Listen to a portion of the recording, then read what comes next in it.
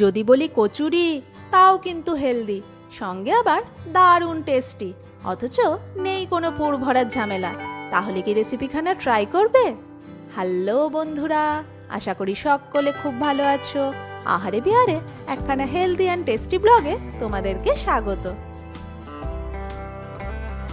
Healthy and tasty কড়াইশুঁটির kachori বানানোর জন্য আমি এখানে নিয়ে নিয়েছিলাম প্রায় 1 কিলো মতো ফ্রেশ কড়াইশুঁটি। বন্ধুরা, এই শীতকালে ফ্রেশ কড়াইশুঁটি দিয়ে কড়াইশুঁটির কচুরি তো আমরা প্রায় সকলেই বানিয়ে থাকি। তবে তোমরা কি কখনো ফ্রোজেন কড়াইশুঁটি দিয়ে এই কচুরিখানা ট্রাই করেছো? আর যদি করে থাকো তবে তার টেস্ট কেমন হয় আমাকে কিন্তু অবশ্যই কমেন্ট করে জানিও। আর কড়াইশুঁটিগুলো ছাড়াতে ছাড়াতে তোমাদের সাথে আজকের ভিডিওর টিপসটাও শেয়ার করে নিই। কোনো কারণে কড়াই যদি খুব বেশি পুড়ে যায় তাহলে সবার প্রথমে কড়াই ভর্তি করে জল ফুটতে দিও। তারপর ওই ফুটন্ত জলের মধ্যে 1 চা চামচ মতো বাসন মাজার লিকুইড সাবানটা দিয়ে দিও। তারপরে জাস্ট 5টা মিনিট ওয়েট করো। যখন দেখবে পোড়া দাগগুলো উঠতে শুরু করেছে তখন গ্যাসের ফ্লেম অফ করে আলতো হাতে কড়াইটা ধুয়ে নিলেই দেখবে কড়াই একদম ঝাঁ চকচকে পরিষ্কার হয়ে গেছে। আর তোমাদের সাথে গল্প করতে করতে আমার সমস্ত কড়াইশুঁটিও কিন্তু এখানে ছাড়ানো হয়ে গেছে। এরপর বানিয়ে নেব পুরখানা। যদিও বলছি পুর, তবে কিন্তু আজকের কচুরিতে আমরা কোনো পুর স্টাফিং করব না। কড়াইয়ে সবার প্রথমে দিয়ে দিলাম খুবই সামান্য পরিমাণে একটুখানি সাদা তেল। তাতে দিয়ে দিচ্ছি 1/2 চা চামচ মতো গোটা জিরে, আর দিয়ে দেবো খুব সামান্য একটুখানি হিং। আমাদের অবশ্যই এখানে হিংয়ের পরিমাণটা খেয়াল রাখতে হবে। হিংটা যদি বেশি হয়ে যায় তাহলে কিন্তু এটা কড়াইশুঁটির কচুরির স্বাদটাকে ডমিনেট করবে। আমরা হিংটা এখানে অ্যাড করেছি জাস্ট টেস্টটাকে এনহ্যান্স করার জন্য, নাকি ডমিনেট করার জন্য। তার জন্য হিংয়ের পরিমাণটা কিন্তু খুবই সামান্য দিতে হবে। আর ফোড়নটা একটু ভাজা ভাজা হয়ে গেলে তারপরে আমরা অ্যাড করে দেবো ওই ছাড়িয়ে রাখা কড়াইশুঁটিগুলো, আর সেটাকে দিয়েও একটুখানি নাড়াচাড়া করে নেব। গ্যাসের ফ্লেম কিন্তু আমার এখানে মিডিয়াম টু লোতে আছে, আর জাস্ট কয়েক সেকেন্ড আমি এটাকে একটুখানি নাড়াচাড়া করে নেব। কড়াইশুঁটি আমাদের হতে যেহেতু বেশি টাইম লাগবে না, তাই খুব বেশি সময় কিন্তু আমাদের এই পুরটাও রেডি করতে লাগবে না। জাস্ট কয়েক সেকেন্ড একটু নাড়াচাড়া করার পরে দেখো এটা একটুখানি ভাজা ভাজা দেখাচ্ছে। এরপর আমি এর মধ্যে অ্যাড করে দিলাম বেশ কয়েকটা আদার টুকরো, মোটামুটি 4 থেকে 5টা মতো, আর দিয়ে দিলাম 2খানা মতো কাঁচা লঙ্কা। তোমরা কিন্তু তোমাদের ঝালের স্বাদ মতো এখানে কাঁচা লঙ্কার পরিমাণটা অ্যাড করতে পারো। আর দিয়ে দিচ্ছি 1খানা টমেটো। তবে টমেটোর এখানে বীজ আর শাঁসটা কিন্তু আমি ব্যবহার করিনি, জাস্ট মোটা স্কিনটাকে টুকরো করে দিয়েছি। আর এর ফলে এই কচুরির টেস্টও কিন্তু আসবে একদম অন্য রকমের। দিয়ে দিচ্ছি বেশ খানিকটা পরিমাণে ফ্রেশ ধনেপাতা। জাস্ট গাছ থেকে তুলে এনে আমি গোড়াটা বাদ দিয়ে বড় বড় টুকরো করে দিয়ে দিলাম। যেহেতু আমরা এগুলোকে ব্লেন্ড করব, তাই এখানে কাটিংয়ের সেরকম কোনো ব্যাপার নেই। আর সেগুলোকে দিয়েও ভালো করে একটুখানি মিক্স আপ করে, মানে একটু লো ফ্লেমে নাড়াচাড়া করে নেব।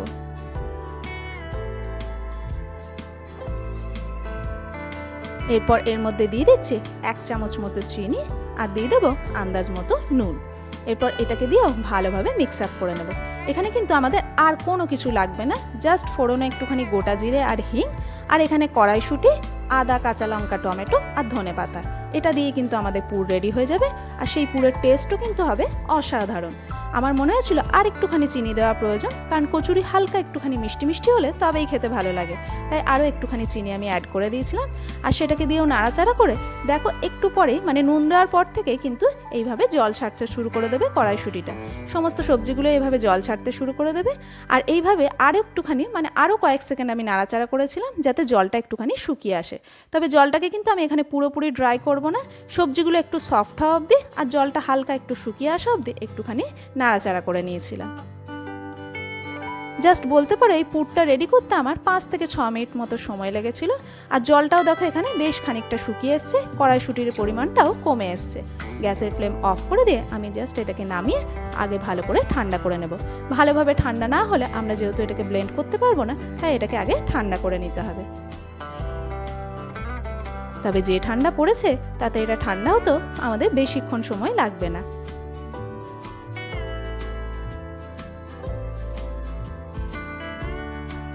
মোটামুটি 6 থেকে 7 মিনিটের মধ্যে আমার এটা কিন্তু হাতে ধরার মতো ঠান্ডা হয়ে গিয়েছিল।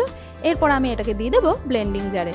তার জন্য আমরা মিক্সার গ্রাইন্ডারের সবচেয়ে ছোট যে জারটা সেটাই কিন্তু ব্যবহার করব, কারণ এটার মধ্যে পেস্টটা ভালোভাবে হবে। তবে পুরোটা আমি একবারে অ্যাড করলাম না, অর্ধেকটা আমি অ্যাড করলাম। অর্ধেকটা পেস্ট হওয়ার পর বাকিটা অ্যাড করে আমি ফাইনাল পেস্ট করে নেব। দেখো আমি এখানে কিন্তু পুরো পেস্টটাই রেডি করে নিয়েছি। আর পেস্টটা কিন্তু হবে এইরকম একটু মাখা মাখা, একটু কাদা কাদা, খুব ফাইন পেস্ট কিন্তু আমরা বানাবো না, এইরকম একটু কাদা কাদা পেস্ট বানাবো, যার ফলে কিন্তু কচুরিটা খেতে দারুণ টেস্টি হবে। আর পেস্টটা বানানোর সময় আমি কিন্তু বেশ খানিকটা জলও ব্যবহার করেছি। এরপর আমরা কচুরির জন্য মেখে নেব আটাটা। যেহেতু আজ আমরা হেলদি কচুরি বানাচ্ছি, তার জন্য আজকে নো ময়দা, এখানে ব্যবহার করব পিওর আটা। আটাটা আমি এখানে একটু বেশি পরিমাণেই নিলাম। যদি একটু বেশি পরিমাণেই মাখা হয়ে থাকে সেটা আমরা রেখে দেবো, পরে রাতে ব্যবহার করব। দিয়ে দিলাম সামান্য একটুখানি চিনি, আর নিয়ে নিলাম আন্দাজ মতো নুন, আর দিয়ে দিলাম খুবই সামান্য একটুখানি সাদা তেল। সাদা তেলটা কিন্তু এখানে অপশনাল, তোমরা যদি এটাকে আরও হেলদি বানাতে চাও তাহলে কিন্তু সাদা তেলটাও স্কিপ করতে পারো। আমাদের এখানে খুব বেশি ময়নের প্রয়োজন নেই, মানে যেরকম ময়দার কচুরিতে আমাদের ময়ন লাগে বা বাইন্ডিং লাগে সেরকম কিন্তু এখানে কোনো ব্যাপার নেই। জাস্ট সাদা তেলটাকে দিয়ে আমি একটুখানি মাখিয়ে নিয়েছিলাম। এরপর আমি অল্প অল্প করে অ্যাড করে দেবো ওই কড়াইশুঁটির যে পেস্টটা বানিয়ে রেখেছিলাম সেটা। পুরোটা একবারে অ্যাড করব না, অল্প অল্প করে অ্যাড করব, কারণ পুরোটা একবারে অ্যাড করলে আমরা বুঝতে পারবো না আমাদের কতটা লাগবে। প্রথমে আমি বড় চামচের 3 চামচ মতো নিয়ে নিয়েছিলাম, আর সেটাকে দিয়ে প্রথমে আগে ভালো করে মেখে নিয়েছিলাম। আমার মনে হচ্ছে বাকি যে পেস্টটা আছে সেটাও কিন্তু আমাদের পুরোটাই এখানে লেগে যাবে, তাই টোটাল পেস্টটাই আমি এখানে দিয়ে দিয়েছিলাম। আমার ওই 1 কিলো কড়াইশুঁটি থেকে মোটামুটি বড় চামচে প্রায় 7 থেকে 8 চামচ মতো পেস্ট কিন্তু আমার এখানে রেডি হয়ে গিয়েছিল। সমস্ত পেস্টটাই আমি এখানে দিয়ে দিয়েছি, আর পেস্টটাকে দিয়ে প্রথমে আটাটাকে আগে ভালো করে মেখে নেব। ময়দা ছাড়াও এই কচুরি কিন্তু খেতে হয় দারুণ টেস্টি। এরপরে আমি অল্প অল্প করে জল অ্যাড করব। তার জন্য আমি মিক্সির বাটিটা ধুয়ে জল অ্যাড করব, তার ফলে কোনো মশলাই কিন্তু আজ আমাদের ওয়েস্টেজ হবে না। আর দ্বিতীয়ত হচ্ছে এই জলটা কিন্তু নর্মাল জল নয়, গরম জল। গরম জল ব্যবহারের ফলে শুধু শীতকালে আমার হাতগুলোই রেস্ট পাবে না, এর ফলে আটাটা যেরকম সুন্দরভাবে মাখা যাবে, আটাটা খুব সুন্দরভাবে অনেকক্ষণ অবধি নরম থাকবে, আর তার সঙ্গে সঙ্গে কচুরিগুলোও কিন্তু হবে বেশ ফোলা ফোলা, আর সেই ফোলা ভাবটাও কিন্তু থাকবে অনেকক্ষণ অবধি। তার জন্য কিন্তু অবশ্যই এটাকে গরম জলেই মাখতে হবে। আর মিক্সির বাটিটা ধুয়ে সমস্ত মশলা গোলা জলটাই কিন্তু আমি এখানে আটাটা মাখতে ব্যবহার করে নিয়েছি। যেহেতু আটার পরিমাণটা একটুখানি বেশি ছিল, তাই আমার একটু মাখতে অসুবিধাও হচ্ছিল। যাই হোক, মোটামুটি একরকমভাবে মেখে নিয়েছি। আর অর্ধেকটা আটা আমি রেখে দেবো, রাত্রেবেলা এটা দিয়ে কড়াইশুঁটির রুটি বানিয়ে খাওয়া যাবে। আর বাকি অর্ধেকটা আজ আমি সকালের ব্রেকফাস্টে কচুরির জন্য বানিয়েছিলাম। ওই বাকি অর্ধেকটা এরপর আমি ভালো করে মেখে নেব। আটাটাকে একটু ভালো করে প্রেস করে করে আমাদের কিন্তু মেখে নিতে হবে। এই মাখার উপরে রুটি বলো, লুচি বলো, কচুরি অনেকটাই কিন্তু ভালো হওয়াটা ডিপেন্ড করে। তাই সুন্দরভাবে দেখো মসৃণভাবে মেখে নিয়েছি। আর টেক্সচারটাও হবে ঠিক এই রকম, না খুব শক্ত না খুব নরম। এইভাবে আমি সুন্দরভাবে কিন্তু কচুরির জন্য আটাটাকে মেখে নিলাম। আর এরপর এর ওপরে সামান্য একটুখানি সাদা তেল দিয়ে আমি এটাকে গ্রিস করে রেখে দেবো, যাতে আটাটা শুকিয়ে না যায় বা আটার মধ্যে ময়েশ্চারটা না চলে যায়। তার জন্য তেলটা ভালো করে মাখিয়ে এরপর আমি এটাকে রেস্টে রেখে দেবো। আর এটা একটু বেশিক্ষণ রেস্টে রাখলেই তবে কিন্তু কচুরিগুলো বেশ ভালো হবে। মোটামুটি 20 থেকে 25 মিনিট অবধি রেস্টে রাখার প্রয়োজন। তবে তোমাদের হাতে যদি সময় কম থাকে তোমরা চাইলে 15 মিনিটও রেস্টে রাখতে পারো। আমি মোটামুটি এটাকে আধ ঘন্টা রেস্টে রেখে দিয়েছিলাম। আর তারপরে দেখো আটাটাও কিন্তু খুব ভালোভাবে সেট হয়ে গেছে। এটাকে বেলার আগে আমি এটাকে আরও একবার ভালোভাবে মেখে নিলাম। এরপর আমরা মনের মতো করে লেচি করে নেব। তবে লেচি গড়ার আগে এইভাবে আটাটাকে আর একটুখানি দলাই মালাই করে নিও, তাহলে দেখবে খুব সুন্দর হবে কচুরিগুলো। আর এরপর আমি মিডিয়াম সাইজের লেচিগুলো গড়ে নিচ্ছি, না খুব বড় না খুব ছোট। তোমরা যেরকম কচুরি পছন্দ করবে সেইভাবে কিন্তু এখানে লেচিগুলো বানিয়ে নিতে পারো। আর লেচিগুলো গড়ার পর আমি এগুলোকে সুন্দরভাবে প্যারার আকারেও গড়ে নিচ্ছি। তার ফলে আমরা ঝটপট করে এগুলোকে বেলে ফেলতে পারবো।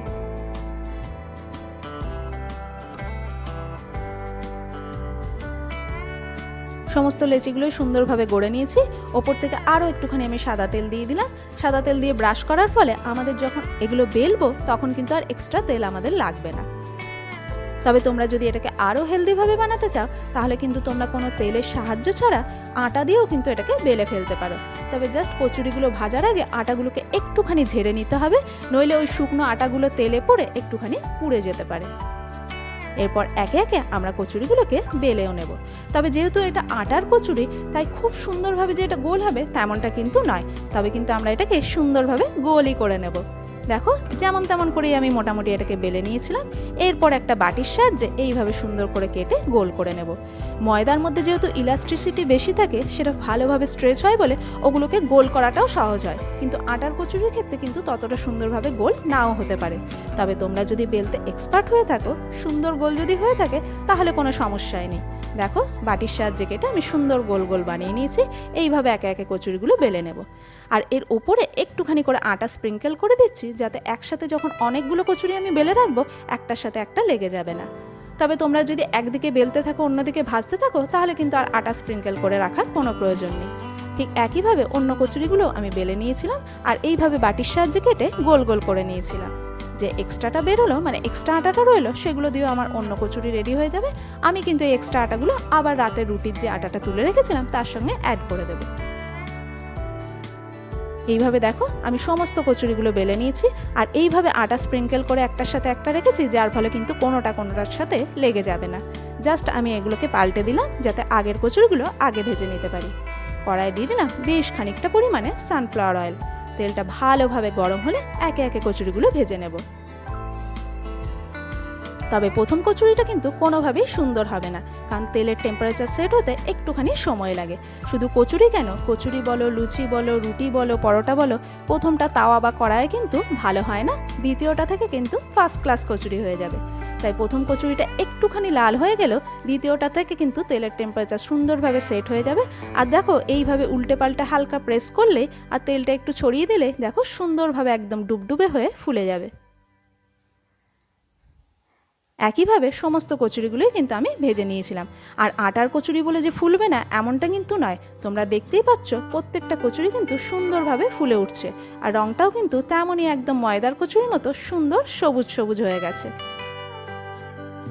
তাহলে কোনো পুর ভরার ঝামেলা চালায়, অথচ হেলদিভাবে মানে আটা দিয়ে এত সুন্দর কচুরি যদি বানিয়ে ফেলা যায়, তাহলে কিন্তু নো টেনশন, কোনো প্রিপারেশন ছাড়াই বা কোনো প্ল্যানিং ছাড়াই যদি বাড়িতে থাকে কড়াইশুঁটি, যে কোনো দিন যে কোনো সময় ঝটপট কিন্তু কচুরিখানা বানিয়ে ফেলতে পারবে। আর এই কচুরি সার্ভ করার জন্য কোনো কিছুর প্রয়োজন নেই, কারণ এই কচুরি হয় এতটাই টেস্টি, যার মশলার এতটা স্বাদ, আমি এটাকে সার্ভ করেছিলাম শুধুমাত্র নলেন গুড় দিয়ে।